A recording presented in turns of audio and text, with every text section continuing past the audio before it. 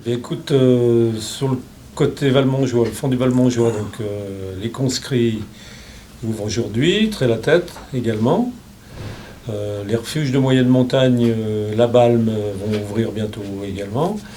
Et pour ce qui est de Saint-Gervais, donc Aiguille du Goûter, Tétrousse le 10 prochain et le Goûter le 11, ça va s'enchaîner. Et pour vous, comment ça se présente alors pour la compagnie là? Bon, écoute, nous on est à fond pour redémarrer évidemment.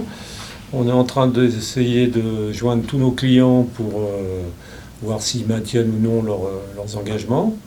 Globalement, les gens maintiennent. On essaye d'organiser au mieux en fonction des réservations en refuge, puisque vu que les règles sanitaires devront être observées, il y aura sûrement une diminution des capacités dans les refuges. Donc ça, c'est un petit problème technique à régler, mais on va y arriver. Et sinon, là, les conditions en montagne?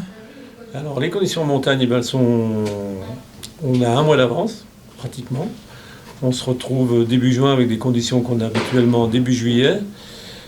Si les gens qui veulent profiter des courses de neige, eh bien, ma foi, il faut le faire assez vite. Les conditions de séjour sont bonnes en haute montagne, donc ça peut être sympa d'anticiper un petit peu. Et puis, pour nos clients qui avaient prévu de faire des courses plus tard en saison, s'ils veulent anticiper un petit peu, on est là, on est dispo, et c'est le bon moment. Et tu sais comment ça va se passer dans les refuges un peu Ben donc c'est chaque refuge qui a proposé à l'administration un fonctionnement type.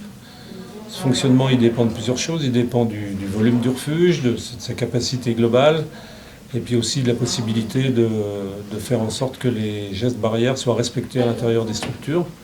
C'est vrai que c'est un peu compliqué, mais ma foi, chaque gardien a bien travaillé là-dessus. Je sais, les propositions qui ont été faites auprès de soit des gestionnaires, soit des mairies et après de l'État, globalement sont acceptées, donc ça va démarrer dans de bonnes conditions. Nous, les guides, on va donner un coup de main aux gardiens pour que ces règles soient acceptées et adoptées, et je pense que ça va bien se passer.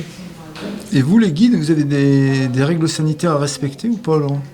Alors les règles sanitaires, c'est des règles sanitaires générales, à part peut-être pour tout ce qui est école d'escalade ou activités annexes, où là on est tenu de désinfecter le matériel, de respecter des distances. Donc on va se mettre en place tout doucement et puis on s'adapte. Mais pour l'alpinisme, il n'y a rien de particulier en fait. Au début, il y avait des règles un petit peu difficiles puisqu'on ne pouvait pas aller dans des grandes voies. Actuellement, les choses se sont un petit peu éclaircies. Et avec des petits groupes ou des groupes constitués de familles, donc déjà qui ont vécu le coronavirus en famille. Hein. Donc là, il n'y aura pas de souci, on pourra garder ces groupes-là. Et puis autrement, on va limiter en nombre, tout simplement. Et sinon, pour parler de la voie normale du Mont Blanc, elle en est où en ce moment au niveau des refuges? Alors, comment ça se gère cette année alors? Donc la voie normale du Mont Blanc, pour le moment, les conditions sont bonnes. Nous, on va aller travailler un petit peu sur le secteur la semaine prochaine pour remettre le câble en place, entre autres, et puis vérifier que l'équipement est ad hoc. Ça fait que le jour J, c'est-à-dire le 11, tout sera en place pour que les premiers clients puissent monter tranquillement. Et cette année, il y a une gestion commune des refuges, hein, c'est ça?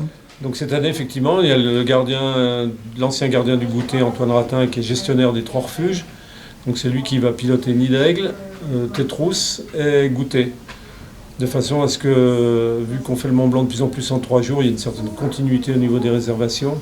Ça devrait aussi théoriquement nous faciliter la tâche et puis améliorer la relation client-gardien. Et sinon, sur les 2-3 activités annexes, Via Ferrata, Parc Aventure et Élastique? Eh bien, donc la Via Ferrata elle est ouverte depuis samedi dernier. Il y a quelques travaux qui ont été réalisés pour simplifier certains passages.